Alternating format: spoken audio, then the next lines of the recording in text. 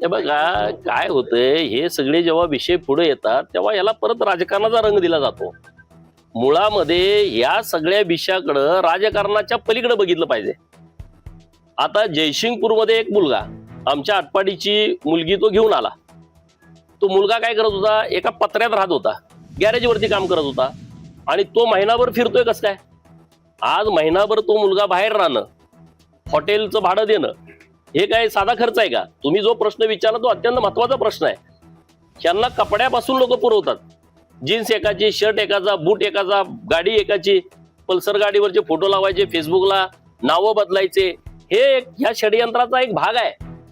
हॉटेलवाल्यांना माझी विनंती आहे, जरी कायद्यात नसलं तरी जेव्हा हिंदू मुस्लिम कपल तुमच्याकडे येईल तेव्हा तुम्ही त्याची चौकशी केली पाहिजे, त्याची शहनिशा केली पाहिजे, तुम्ही कळवलं पाहिजे, एक तर त्यांच्या नातेवाईकांना, नाहीतर एकतर पोलिसांना.